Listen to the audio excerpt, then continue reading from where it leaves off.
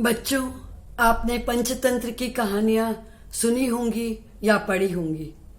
इसमें कुछ कहानियां जैसे दुष्ट सांप और कौवे की कहानी, ब्राह्मण और 3 ठग, चतुर खरगोश और शेर की कहानी बहुत ही रोचक है। पर क्या आप जानते हो इन पंचतंत्र की कहानियों का लेखक कौन था और इन कहानियों को लिखने का क्या कारण था?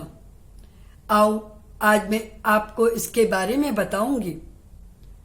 बहुत साल पहले दक्षिण भारत साउथ इंडिया में एक राजा थे, अमर शक्ति। उनके 3 बेटे थे, बहुशक्ति, उग्र शक्ति और अनंत शक्ति। अमर शक्ति बहुत विद्वान और दयावान राजा थे, पर उनके बेटे बहुत मूर्ख, फुलिश और घमंडी, एरोगेंट थे। राजा की कोशिश थी उनके राजकुमार लोगों के साथ अच्छा बर्ताव करना सीख जाएं, पर वे असफल रहे। राजा को बहुत चिंता होने लगी। एक दिन उनके मंत्री सुमति ने उन्हें सुझाव दिया। एक विद्वान ब्राह्मण हैं, पंडित विष्णु शर्मा। वे राजकुमारों को अच्छी तरह शिक्षित, एजुकेटेड कर सकते हैं।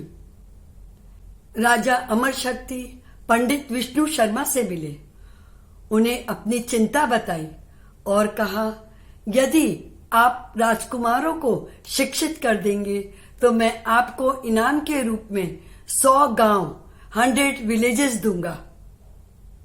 पंडित जी ने इनाम लेने से इनकार कर दिया और चुनौती के साथ, चैलेंजेस के साथ घोषणा कर दी, डिक्लेयर कर दिया कि मैं 6 महीनों में इन राजकुमारों को शिक्षित कर दूंगा।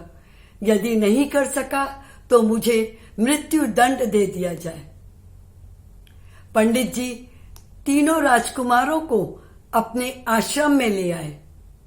वे समझ गए इन राजकुमारों को कहानियों के द्वारा ही शिक्षा दी जा सकती है। वे रोज नई नई छोटी छोटी कहानियां लिखते और सुनाते। इन कहानियों में अधिकतर पात्र, कैरेक्टर्स पशु पक्षी ही होते थे।